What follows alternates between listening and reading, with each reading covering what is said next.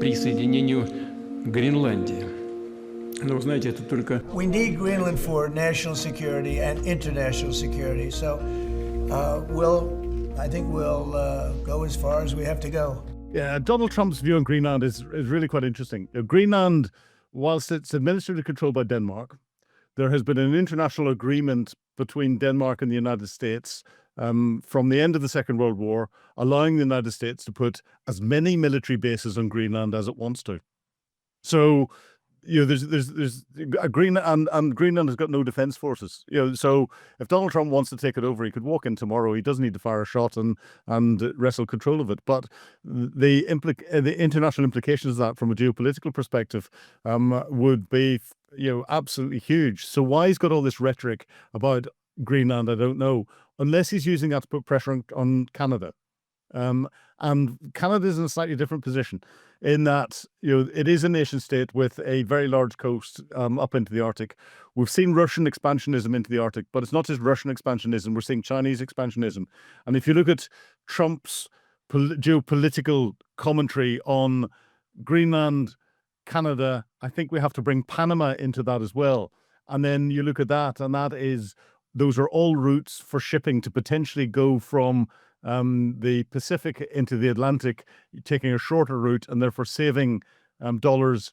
And the majority of the exporters going through those different routes are as U.S. exporters, and importers, U.S. shipping, and therefore it would save U.S. taxpayers dollars. So I think he's looking at things from an economic logistic perspective. And trying to put pressure, and that's why he's putting pressure on Greenland. But I think that, as I said, is aimed at Canada, because Canada's a NATO member. It's still not spending 2% of its GDP on defense.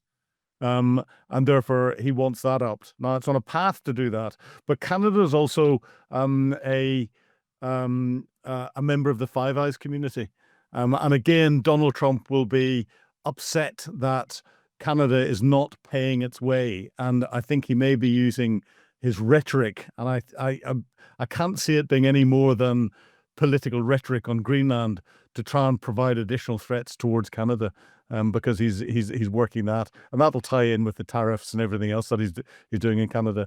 He doesn't want another socialist left-leaning government to come in Canada. They're coming up for their elections. Let's see how his rhetoric changes, depending on the government, if it does change, depending on the new government that comes into Canada. I think part of the issue that we have here is Trump thinks of things from a business perspective. So it's all down to the dollar sign. From a strategic perspective, and this ties in with the metal deal, one of the things that the United States has been concerned about for quite a number of years is its access to rare earth metals. China owns about 90% of the economically viable rare earth metal mines around the world, but rare earth metals are needed in every electronic device. And America relies on high-tech weapon systems. And if China can control the raw materials that go into high-tech weapon systems, then it's got a degree of control over U.S. military capability. And that's something that not just Trump, but previous U.S. governments didn't want. What's happened is that the U.S. Department of Defense has started to sponsor the opening of non-economically viable rare earth metal sources in the United States and elsewhere, and this metals deal in Ukraine fits in with trying to do that, but also and then trying to justify it in Trump's way of this is part of the payback for what we have contributed to you. But he seems to be randomly making up numbers and imposing conditions that I think Zelensky's going to find real difficulty in agreeing with. Whether there is any cooperation between Trump and Putin is difficult to assess from an accurate perspective because there's so much disinformation around that. I think Putin has managed to convince Trump that Russia is a global superpower in the waiting wings, whereas if you look at its GDP and its output and all the rest of it, it's a small drop compared to the EU and others. So why Trump is continuing to court Russia is difficult to see, apart from Russia's access to its already untapped natural resources and everything else. And also Trump trying to pull Russia away from its growing relationship with China, because I think Trump sees China as the number one threat. And again, to try and get Russia potentially as a potential ally in what Trump seems to be doing with regard to navigation through the Arctic. And that's why we're hearing his rhetoric around Greenland, his rhetoric around Canada. Russia, of course, controls has got the largest coastline through the Arctic Ocean, and therefore Trump may be trying to do something along those lines. But trying to second guess the 47th president of the United States of America and hope that your second guessing remains valid still tomorrow morning is difficult, if not impossible. Putin is looking for any option that he can. He sees Zelensky as the barrier to him being able to manipulate his way into achieving a strategic objective. We have to remember, just over 3 years ago, Vladimir Putin's whole operation was aimed at toppling the Zelensky government, putting a puppet government in place, and having Ukraine turn into a puppet state in the same way that Belarus is, as part of Putin's wider plan to regrow the old Soviet Union again, with, of course, Vladimir Putin as its Tsar sitting in Moscow.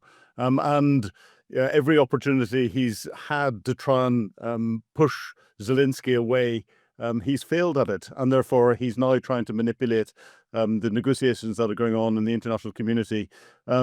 What his perception of as Trump's dislike of Zelensky, and try and suggest ways that Trump could go and push things that will allow Putin ultimately to move Zelensky on and let him then get to do what he was trying to do beforehand and put some form of puppet government in. Zelensky himself wants to go, but it's interesting. His constitution doesn't allow him to go whilst the country's at war. They are in a state of martial law. That suspends elections. That's not something Zelensky's done. That's in the Ukrainian constitution. So to push Zelensky out unless he resigns, then it is anti-constitutional. It would be very difficult for Ukraine to hold free and fair elections and give the majority of the population an opportunity. Yes, all the Ukrainians are living in from the front line and further west can vote, but all of those Ukrainians that are in the eastern parts of Ukraine that are still under international law, part of Ukraine's territory, albeit now some of it occupied by Russia, wouldn't be able to vote. And trying to get all of those Ukrainians that have been displaced as refugees to countries all over the world, getting them to come in and vote, and give them an active part of any election would be extremely difficult. And getting the soldiers on the front line. And I have sat and talked to leaders of opposition parties and in Ukraine and asked them directly if they think that and they would support Donald Trump's push to move Zelensky on, giving them the opportunity as opposition parties to say, yes, of course we'd support that. To an individual, they've come back and said, no. He is our president now. He is our wartime president. Whenever we have got to the end of this, then we will have free and fair elections again, and that is the time for Zelensky to go. But now we all support him. And I thought that was very telling. We keep hearing about peace negotiations and everything else. I don't think the peace negotiations were there was ever going to be a starting point where all sides could come on the same sheet of paper. Putin doesn't want an end to it. However, the more that Zelensky manages to attack Putin's weapons that we've seen in the last week, the large number of Russian cruise-type missiles that were destroyed in an attack on Engels Air Base. But also importantly, the increasing number of attacks that the Ukrainians are been able to prosecute against the Russian oil infrastructure, their refining infrastructure, but their storage infrastructure as well, because that's critical. If they can't store the oil, they can't pump it out of the ground. If they can't pump it out of the ground and store it, then the capacity going through for refinement is restricted. If their shipping gets restricted, this shadow fleet shipping that's around, then that's going to make it even more difficult for Russia to export its oil and to continue to fund its war. So the more pressure that's put on that, with Zelensky's team attacking and destroying that sort of level of Russian infrastructure, as well as their weapons, because Russia is having difficulty producing its own weapons, which is why it's relying on drone technology from Iran. It's getting over 60%, and I've heard in some cases 80% of its artillery shells from North Korea. It's relying on equipment to come in from North Korea. Its depots of stored equipment are running out. Putin is not in a good position to continue to sustain the war. And this is where there's the battle that's really going on, is whether Ukraine or Russia is going to run out of resources first. And those resources include manpower, but money as well as military material.